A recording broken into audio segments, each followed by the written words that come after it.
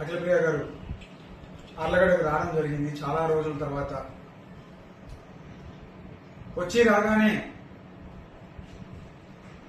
రైతులకి నీళ్లు అందట్లేదు, కేసీ కింద నీళ్లు రావట్లేదు, వైసీపీ నాయకులు ఏమైనా గాడిదలు కాస్తున్నారని మాట్లాడతారు. నాకు చిన్న డౌట్, ఆమెకి ఏమైనా చిన్న మెదలు ఏమైనా చితిలిపోయిందా? ఏమైనా కొంచెం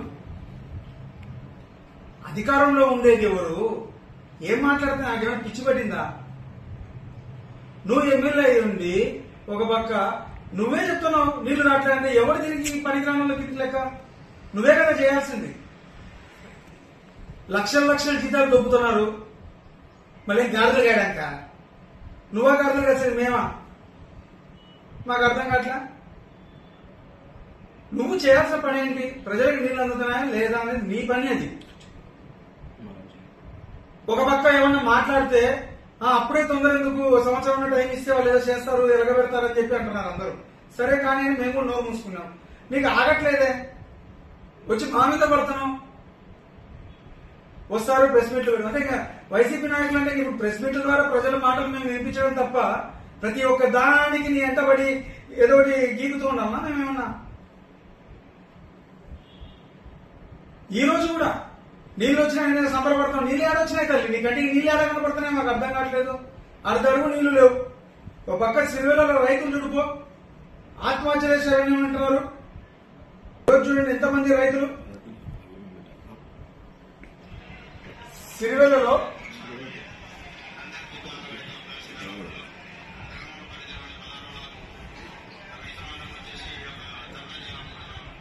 16వ బ్లాక్లో అందరు రైతులు ధర్నా చేయడానికి ఈరోజు సిరివెల్ల, గోవిందపల్లె ఈ రైతులందరూ కూడా సస్తామని చెప్పి ఈరోజు చెప్పే పరిస్థితికి వచ్చినారు.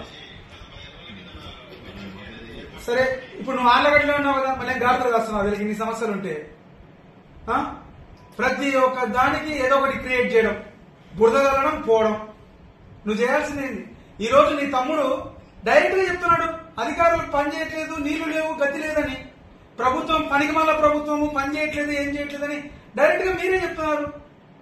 అంటే మీ కూటమి ప్రభుత్వం ఒక పనికిమాల ప్రభుత్వం అని మీరే ఒప్పుకుంటున్నప్పుడు ఇంకా ఎందుకు మీరు ఇంకా అధికారంలో ఉండేది? అంటే మీరు చెప్తున్నట్టే కదా చంద్రబాబు నాయుడు గాడిదలు కాస్తున్నాడు, ఆయన లోకేష్ గారు గాడిదలు కాస్తున్నారు అందరని. ప్రజలకి ఈ రోజు కూడా నీళ్ళందగా కొంతమంది ఇబ్బంది పడుతున్నారు. రైతుల గురించి గింజుకుంటున్నారే. ఈరోజు ఎక్కడికి పోయింది రైతు భరోసా?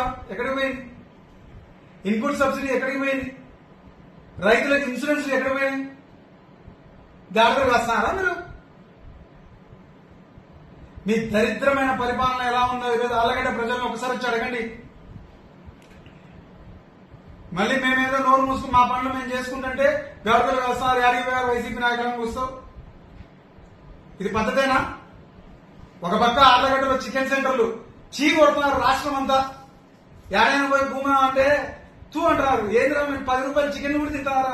వాళ్ళ దగ్గర ప్రజల దగ్గర పిక్క తింటారని అంటున్నారు. ఇంత చండాలంగా ఉంది పరిస్థితి. వాళ్ళు ముస్లింస్ ఒక పక్క ఏందన్నా మాకు ఈ కర్మ, రోజు మేము ఈ రంజాన్ టైంలో కూడా మమ్మల్ని మనశాంతిగా బతకనియట్లేదు, పొద్దున్న నుండి సాయంత్రం వరకు మేము ఉపవాసాలు ఉండి చేస్తుంటే వచ్చి షాపులు సీజ్ చేస్తున్నారు. ఇంకా ఏ వ్యాపారాలు కూడా ప్రజలు చేసుకోకూడదా? ఆఖరికి కోళ్లు అమ్ముకునేది, బరగొడ్ల వ్యాపారం, పందుల వ్యాపారం అన్ని మీకే కావాలన్నా? ఇంకో పక్క లోన్లు ఏదో వస్తే బాగుపడతారు, బీసీ లోన్లు అని చెప్పి ప్రభుత్వం ఇస్తుంటే అవి మీకే కావాలంటున్నారు. ప్రతి దాంట్లో అవినీతేనా? మన ఏమో అవబిలం పోయినాం, ఆఖరికి బిచ్చగాలు వచ్చి చెప్తున్నారు మా దాంట్లో కూడా వాటా అడుగుతారన్న వాళ్ళు వచ్చాయని చెప్పి. చిల్లర ఆఖరికి వాళ్ళు 1000 రూపాయలు సంపాదిస్తే 800 వాళ్ళకి ఇవ్వాలంటే 200 మీకు కూలీ అంటున్నారంట బిచ్చగాళ్ళకు కూడా. అవబిలం మెట్ల మీద అడుక్కుతున్న బిచ్చగాళ్ళకు కూడా వాటా అడిగే పరిస్థితి దిగజారిపోయారు. ఇంతవరకు నా జీవిత చరిత్రలో 40 సంవత్సరాలు మా బాబాయ్ పిన్ని అటుపక్క గంగులోని అందరినీ చూసాం రాజకీయం. ఎప్పుడే కానీ ఇలాంటి దిక్కుమాలిన పనులు చేసినామని ఇంతవరకు చూడలేదు. ఈరోజు ఆర్లగడ్డ చరిత్రని ఒక మెయిన్ పేజ్ పేపర్కి ఎక్కించినారు. ఏదిరా అంటే అవినీతి. ఒక పక్క రైతులు గోడౌన్లో వాళ్ళు వేరే గోడౌన్లో పీకనిస్తున్నారు కదా తల్లి. ఏదంటే ఫైర్ సేఫ్టీ లేదంటారు వేసుకోవడం. యా స్ప్రింక్లర్ సిస్టమ్ పెట్టినారు తల్లి, యా వేసుకోవడానికి ఉంది రాష్ట్రంలో. ఆర్లగడ్డలో మాత్రం స్ప్రింక్లర్ సిస్టమ్ కావాలి, లేదంటే మాకు రూపాయి పావులు అయ్యండి. ఏంది దోపిడీ? ఈరోజు టొబాకో కంపెనీ వాళ్ళు లీజు తీసుకోవడానికి వస్తే సొంత బాబాయ్ అని చూడకుండా కొత్తపల్లి బ్రహ్మానంద రెడ్డి రూపాయి పావులా కావాలి, అకౌంట్లో డబ్బులు పడినాయని చెక్ చేస్తున్నారు. ఇంకా ఎవరిదో ఎందుకులే, సొంత బాబాయే కదా, మీ తెలుగుదేశం నాయకుడే, ఆయననే వదిలిపెట్టలేదు కదా. మామూలు రైతులకు మామూలు వేసుకోవడం ఉన్న పరిస్థితి మూసుకొని కట్టే పరిస్థితికి వచ్చినారు. ఇంత దిక్కుమాలిన పరిస్థితికి ఆళ్లగడ్డను తీసుకొచ్చినారు. ఇంకా ఒక పక్క ఇవన్నీ ఒక ఎత్తు అయితే అసలు నాకు అర్థం కావట్లా, అవినీతికి పరాకాష్టే నువ్వు. ఈరోజు ఆళ్లగడ్డలో ఎంత మంది ప్రజలు ఇబ్బంది పడుతున్నారో, ఒక పక్క నువ్వు లేఅవుట్ వేసి అమ్మిన లేఅవుట్ దెబ్బకి ఎంతమంది ఇబ్బంది పడుతున్నారు. అంటే అసెంబ్లీలో టైం దొరికితే ఆళ్లగడ్డ ప్రజల గురించి మాట్లాడమంటే ఆ శిల్పా లేఅవుట్ ఆ శిల్పా లేఅవుట్ ఎప్పుడో ఆయన అమ్మేసి దొబ్బేశాడు. ఆయన లేడు ఇప్పుడు. శిల్పా చక్రపాణి రెడ్డికి ₹10 లేదు దాంట్లో. ప్రజలు కొనుక్కున్నారా, మా సామాన్య ప్రజలు ఏడుస్తున్నారు. పక్క వచ్చి మీరేమో రిజిస్ట్రేషన్లు మమ్మల్ని మాకు చెప్పకుండా రిజిస్ట్రేషన్లు చేయకూడదంట. ఇదేంటి? ఇది వాళ్ళు చట్టపరంగా కొనుక్కున్నారు. కేసీ కన్నా లేఅవుట్ మార్చి వేసినారు. ఆయన పొలంలో పోయే లేఅవుట్ పక్కకి ఆయన వేసుకున్నారు, వేసి ఇచ్చినారు.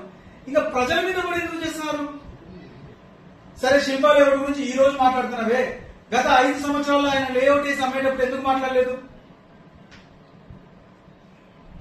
ఈరోజు సామాన్య ప్రజలు దాంట్లో ఉన్నారు, చక్రపాణి రెడ్డి గారు లేరు. సామాన్య ప్రజలు ఇబ్బంది పడుతున్నారు. రూపాయి కూడబెట్టుకొని కొనుక్కున్నారు దాంట్లో. దాని మీద పడుతున్నాం.